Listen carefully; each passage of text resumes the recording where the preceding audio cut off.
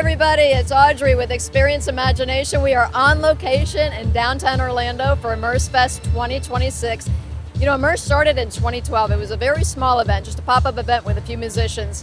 Now it's exploded into like this vibrant festival where so many participants, performers, artists, you name it, people who just want to be creative and show off their creativity and share it with the community. They come together in downtown Orlando once a year, and it's a huge celebration of community arts. I can't wait to talk to some of the participants and the artists and share their stories with you. They're going to share their inspiration, why they're here, why they come, why they enjoy creating art.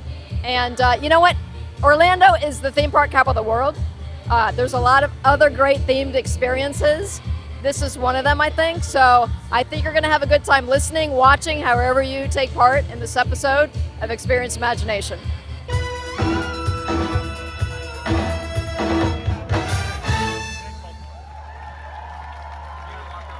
I'm here with Cole NeSmith now, who is the founder of Creative City Project, who puts on Immerse. Hey, Cole. Hey, how are you? I'm good. Welcome back to the podcast. You've been on Experience Imagination 3 times. This is your 4th, so very happy to have you here and answer my questions about Immerse 2026. First of all, how are you feeling about the event? You know, it's always interesting. I think anybody who is used to making things, anybody who is in the making business, there are 2 sides for me, and I love seeing people experience this, but it's also coming on the heels of all the labor, right? And so it's like that duality of I'm so grateful for everything that we get to experience, every artist that we get to partner with, every guest that we get to welcome, but also, whoof. Yes. Well, you know, months and months go into the planning. So do you ever get a chance to just walk around and experience it for yourself? You know, fortunately, we have an incredible team, and I was here this morning to do media interviews. I went home and had a work day, and then I came back at 4:30. And just even in the time between 10 a.m. when I left downtown and 4:30 when I arrived again, the amount of transformation that happened just, I think, speaks volumes to the incredible nature of our team. It must be an emotional experience for you and your team, too, to see all these people here experiencing it. That's what it's all about, bringing joy to people. Yeah, absolutely. Immerse exists to bring people together. And so to know that there are people here means the world. It started with a group of friends. Like, I called my musician friends, asked them to play their guitar on the street corner, asked dancer friends to dance in a vacant lot. And then, you know, it grew to acquaintances. And now there are just tens of thousands of strangers who I think have a passion for and believe in what Immerse is all about. You know what? You probably get asked this question all the time. How would you describe Immerse to a newbie? Immerse is a performing and interactive arts festival that happens across the streets and public spaces of downtown Orlando. Unique experiences that audiences can't have anywhere else in the world. And so that is what makes Immerse special. And for us, in the end, it's all about helping cultivate and elevate Orlando as a truly creative city. And it really is. Theme park capital of the world, so much of the talent comes from that land, that world.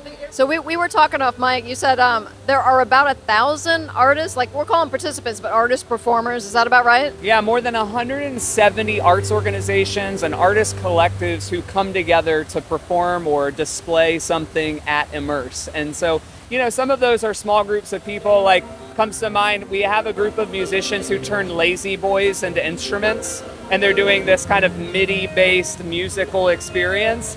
And then we have what we just saw with the CFC Arts Big Band, where it's literally a big band that's the size of an orchestra, more than 50 players in that one big band. And so it really is so cool to see all of these artists come together to really serve our community. So I ask people this when I interview them for Experience Imagination about lessons they've learned. So after doing Immerse for so many years since 2012, what lessons have you learned? Pursue multiple avenues at the same time. So, you know, when we're working on a deadline, it often isn't, we don't have the luxury of being able to track down one answer and then move to the next answer and then move to the next answer. Those processes of discovery happening simultaneously really help us move forward toward the right solution, the right open door, and the amount of time that we have. So I think that's one big lesson. Don't pursue opportunities in succession, pursue them simultaneously because we often don't have time to do that in succession. I think another lesson that I've learned is there's never an end to advocacy. Creative City Project, a nonprofit organization, brings together dozens of, not only thousands of artists, but dozens of partners from the community. So at a county level, at a city level, at the Downtown Development Board level, our corporate partners, all of those partners love Immerse when they're here. They love what they're seeing when they're here.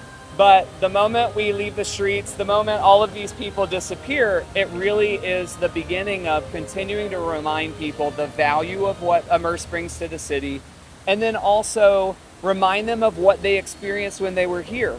And so I think that's another thing, is that really advocacy never ends. Why is it so important to maintain a creative arts community? So Immerse started on the belief that artists have the ability to transform our community for the better.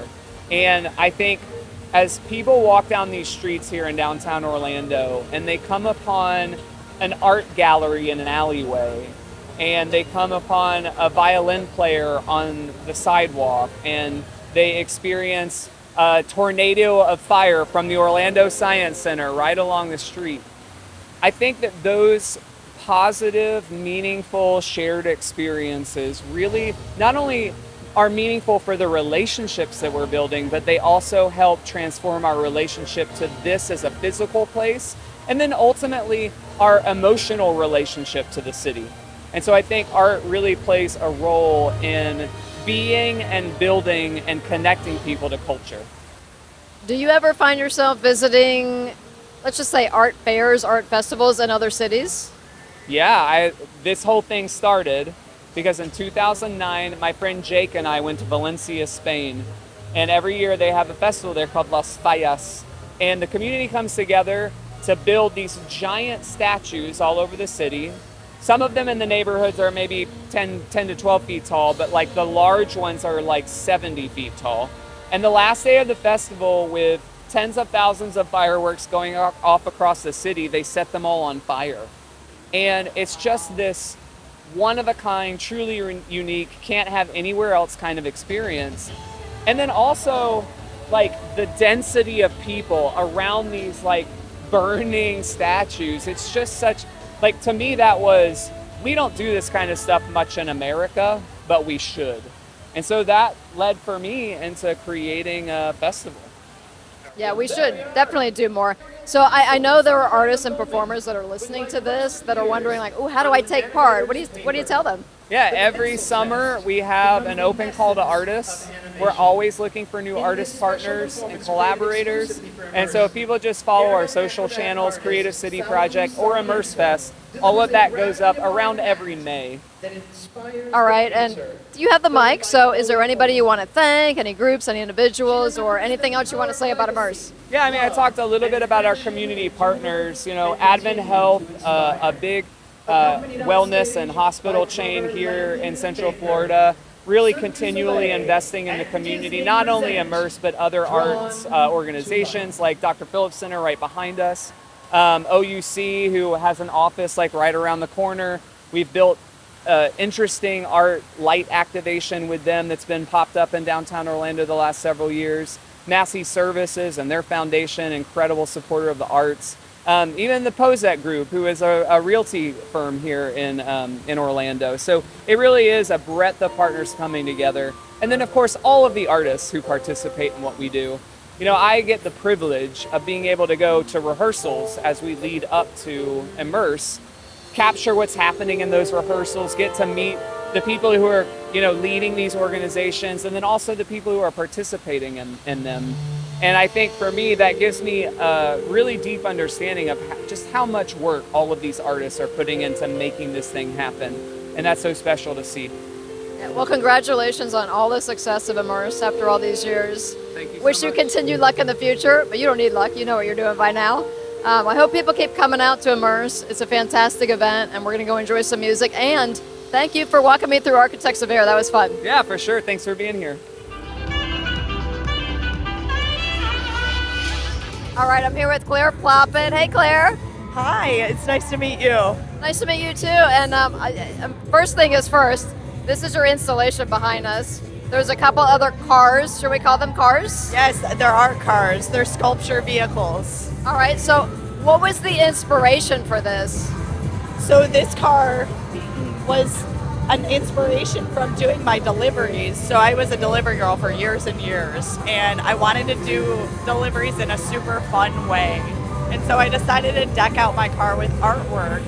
And this car started because my hood flew off on the highway. And I actually had to fabricate a new hood because I didn't want to buy a new one. And so I ended up sculpting a hood for it, realizing, oh, this is the first step to creating more on this vehicle. I can't just leave the hood sculpted. I'm going to do more. And so it was a snowball effect. And then this car, I wanted to morph every bit of it and make it something kind of like a dream out of a storybook, something people had never seen before. And this car's name is Trixie. Trixie. Yes. Well, you made lemonade out of lemons for sure. I mean, that is the definition. But yeah, we're at Immerse. So like, tell us, is this your first time in Immerse, and what do you think of it? Yes, this is my first year at Immerse. I'm loving it so far. It's a super great event. There's a bunch going on here, and we're just having an excellent time so far. And so what makes the Orlando arts community so special? I mean, the connections with everybody that I've been making out here have been really, really great. I've been sitting in the car trying to connect with people, and the best people have been walking through, and I've been saying, oh, here, use this in the car, hit this button in the car. And then these stories will evolve, and I'm talking to people who I've already ran into friends of people that I've met. I met some girl in the airport, and I ran into her out here, and then she invited me to her installation, and it's just it's awesome. There's a lot of community out here and a lot of opportunity to talk to people and share. What do you hope people get out of visiting your installation? I hope that people can see something that maybe inspires them to see something that if they know that somebody else is doing this, that they also feel empowered in any bit of what they can do in their life. And I make art when I see people winning or empowered or being free and doing it for their own self, not for money, not for appeal, not for validation. I'm doing this work to put my soul out there and to say, this is who I am. Hopefully this makes somebody see that and say, I can do that too. If it's a moment of, oh my gosh, I've never seen something like this. That's what I want. It's a spark. And anytime a spark is flying, you're getting somewhere. And that's progress. So you're making an impact, yeah. hopefully. It's amazing. I mean, congratulations on all the work you put into this and the success and coming to the event. We're glad you're here. Thank you. I love coming to this event and seeing this kind of thing. I have one final question for you. Yes. Is this drivable? Absolutely. Absolutely. So the furthest I've driven this car in one shot was from Arizona over to Florida. It took about 2 weeks. She was even pulling a baby trailer behind her. She even pulls weight. And so I drove this car as much as I can, daily driver. I was using her as a delivery car for years. And now I use her for running my errands and doing my life. So It's amazing. Congratulations, Claire. I'm so happy you joined us. thank you. I'm so glad to be here.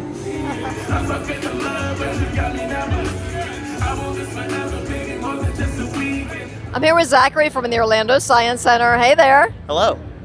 So thanks for joining Experience Imagination. What do you do for the Science Center? Yeah, I'm a science programming specialist, so it's my job to help create all of the content that's performed on our stages, in our science exhibit halls, and out here at Immerse. So is this the first time that Orlando Science Center has been at Immerse? No, we've performed at Immerse 2 other times. Our first time we had our Pompeii traveling exhibit, so we had a giant volcano, and then last year we had 5 rainbow-colored foam explosions. They're like big mushroom clouds of foam and suds, and so this year we tried to turn up the heat and get some fire going. Okay, was this installation your idea? Yeah, so I pitched the idea to the team. They said that was really dangerous and exactly what they wanted, and so then it's been my problem ever since. What do you hope people take away from this? Yeah, so what we do at the Orlando Science Center is we want to inspire science learning for all, and Immerse lines up perfectly with that, with inspiring art, and so we can kind of combine those two together and learn about how physically humans process light and information and how we're able to appreciate art better. Okay, so tell us a little bit about the installation. What was the inspiration for it? Yeah, so we have a giant rainbow fire tornado. My inspiration was I was just kind of researching what would be some good experiments. We do a very small version of this in our super powered science show. We do like maybe a foot tall fire tornado, but we wanted to go big or outside downtown Orlando with something that we couldn't dream of doing inside of our building. And so I said, let's get it as big as we can, and we can combine some of our chemical salts from our Kaboom show. So we just kind of slapped a bunch of stuff together, and this is what we got. Are you getting questions from people who are seeing this? Oh yeah, a lot of guests are saying things, if they're asking if it's real, first of all, which is great, right? But then as we explain the science, they're getting really interested about why it's different colors. They think it looks like a Disney cartoon or like CGI, which is great from us because we're making the impossible possible right in front of them. What's so special about Immersefest? Yeah, I mean, it's the biggest event that we get to do at the Orlando Science Center. We get to come out, we get to put our all into this. And it's a really special collection of people really getting to just explore what the human experience is, and we get to add a little bit of science into that on top. And then I'm sure you see a lot of guests at the Science Center. You interact with them there. What makes coming to Immerse special for them, do you think? Yeah, I think what it is they're not expecting maybe a science demonstration, right? They're going to see fire spinners and lots of amazing musicians, painters, sculptors, but they're not maybe expecting to see a scientist and walk away with a science lesson. But after every show, they are awed and amazed, and they've learned something new, which is what my job is. Right. I have a final question for you. It's really about the Orlando art scene. It's pretty unique. Tell us why it's special to you and why you think Orlando is unique. Yeah, I think Orlando is unique because it's this fun little melting pot of Central Florida. There's so many like sub neighborhoods, and so many people travel from all across the world to come to Orlando, whether it's for the parks or museums or even just the art district in downtown. There's so much amazing people here that come to this weird spot in Florida, and we're able to just kind of vibe and hang out and get weird and creative together. It's a lot of fun. I love that, Zachary. Well, thank you for your time. Yeah, of course. Thank you so much for having me. And let's make a fire tornado. Something you're holding on to. I just asked this thing what the meaning of life is, and it came back with an answer like that. All right, we are now here with two of my Falcons colleagues, Caitlin and Michaela. Hey, Caitlin. Hi. Hey. Hey. You guys, I have so many questions about this booth. First of all, tell us what we're looking at. What is this, and what was the inspiration for it, Caitlin? It's an alien kitchen. So you find that out through opening the appliances, kind of pushing buttons and everything like that. But the story behind it is that in 1969, when humans landed on the moon, some nearby aliens saw it happen. They were intrigued. They followed us back down, and they were checking us out, saw that we were really into space exploration and space travel. They saw it in our fashion. They saw it in our homes and our TV shows. And they became obsessed with us, and they thought that was just adorable. So it actually became trendy on their planet to mimic that.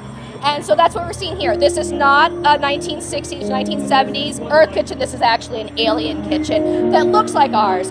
But they don't have the same need for our appliances like we do, so they are misusing them. So when you look at them, you'll see that like our fridge is not actually being used to store food. It's actually being used for their wardrobe in very strange and interesting ways. Same thing with their oven, right? They're using it to store plants because they thought the seed instructions say keep in a dry, sunny environment that's really hot and warm. So their plants are going in there, but now they're dying and they can't figure out why. You get to learn about our characters. Dipper's a favorite one. He's the alligator, the pet alligator, because in the 60s, 70s, they used to have pet alligators. My mom had one actually. So that was an inspiration there. So For how long? I think it was about 2 weeks, and then it got too big. So they have a pet alligator named Dipper, and that's actually one of our travel tips on our radio over there. There's 3 stations, And we have 3 or 4 different alien hosts on it, and Michaela's actually one of them, and so are some of our other Falcons. That's right. And one of the travel tips, if you're going down to Earth, is to get yourself a pet alligator to fit in. People at Falcons helped you with this. Michaela's one of them. What do you do at Falcons, and how did it help you create this installation? So I'm a show set designer at Falcons. I usually take the concept and then turn it into reality through creating elevations, 3D models, and then I also have a background in fabrication, so I did a little bit of both in this and got to take this the rest of the way from model, along with Caitlin and Brian and AJ and all these wonderful artists help to create this actual set.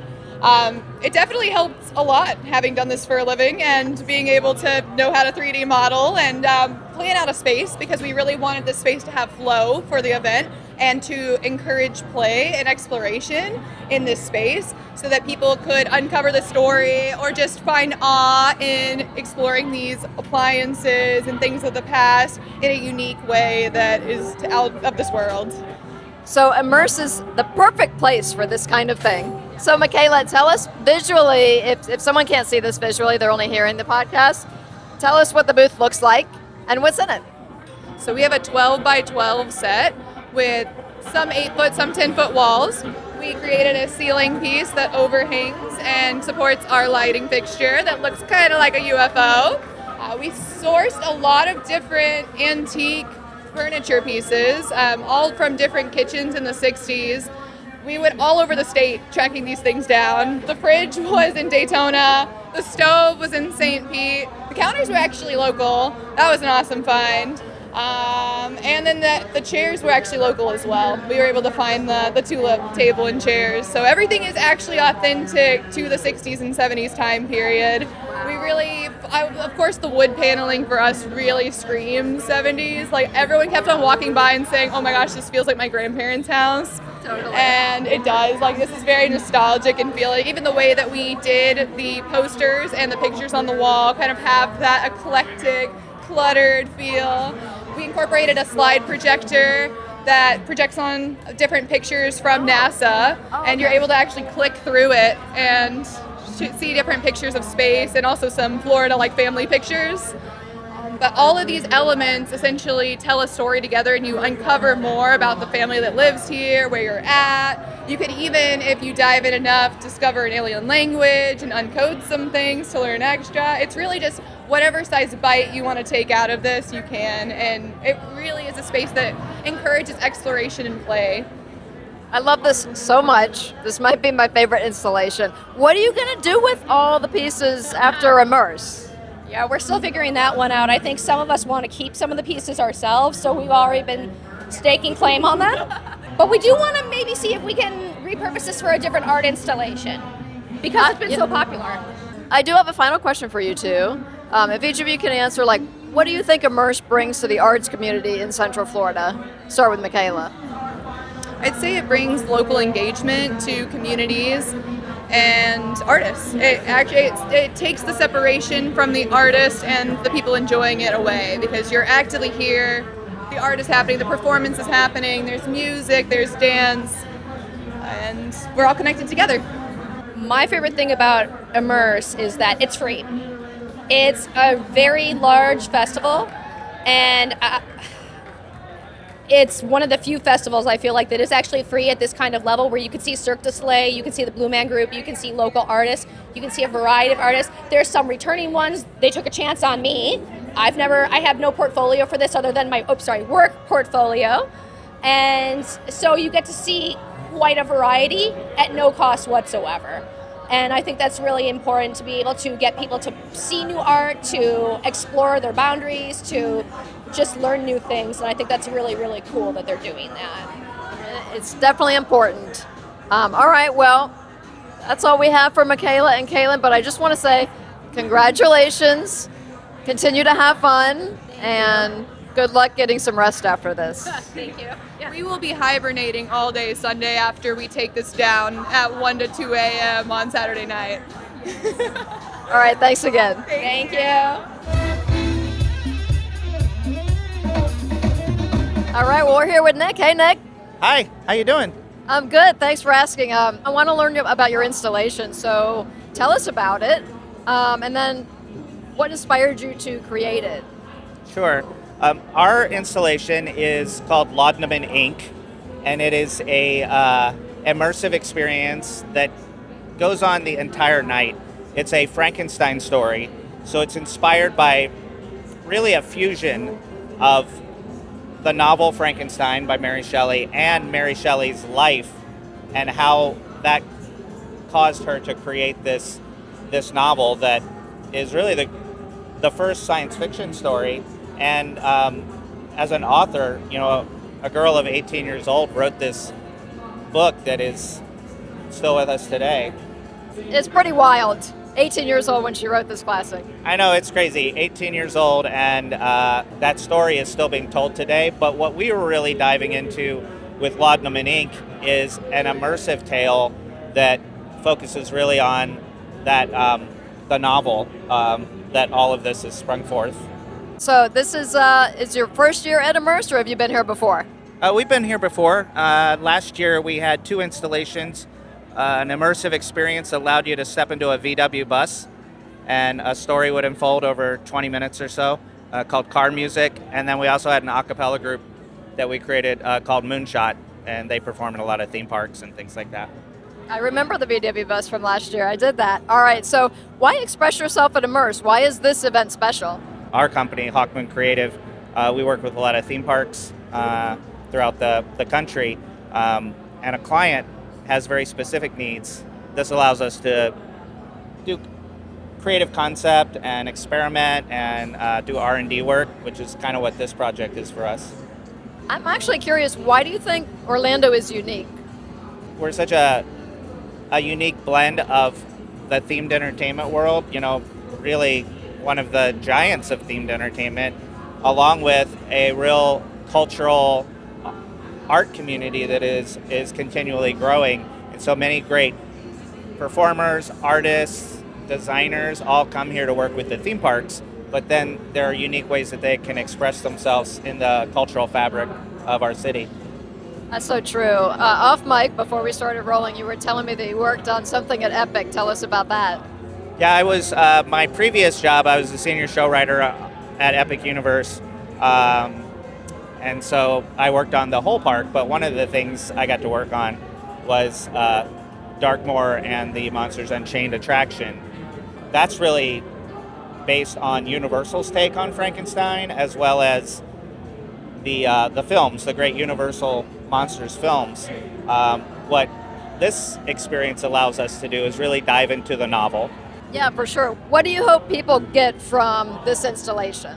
I hope they get maybe a new understanding of Mary Shelley, and we're not retelling the story of Frankenstein. We're allowing you to step into the creative process. So as a guest, you have agency, you exist in this world with them, as opposed to sitting back in your seat and watching a story unfold. You get to be part of the story. I love that so much. I can't wait to check it out. Final question for you. When you're not creating art for something like Immerse, are you doing other events? What's your day job? Yeah, my current day job, after leaving Universal Creative, I became the Chief Creative Officer for Hawkmoon Creative. We're a themed entertainment and live entertainment company. You'll see our work across many theme parks. We also do corporate entertainment, conventions, special events. We have bands. You'll see a couple of our bands out at Garden Rocks this year with Disney, and so much of what we do is for clients. But this weekend we get to tell our own story. Well, congratulations, and it looks like a blast. I hope a lot of people get to experience it. Thanks for joining us. Of course. Thanks so much. All right, well, that'll do it for this episode of Experience Imagination. Thanks again for joining us and for listening. I want to say a special thank you to Cole NeSmith for joining us again for that interview, and all the artists we talked to. We had a great time at Immersefest 2026. We really wish Cole and his team the best of luck for the future. We'll see you next time on Experience Imagination. Thank you for listening to Experience Imagination, a FALCON'S Creative Group production. If you haven't already, please subscribe to the podcast. Be sure to check out falconscreativegroup.com and follow us on Instagram, X, Facebook, and LinkedIn. If you have ideas for future episodes or just want to drop us a message, send an email to podcast@falconscreativegroup.com.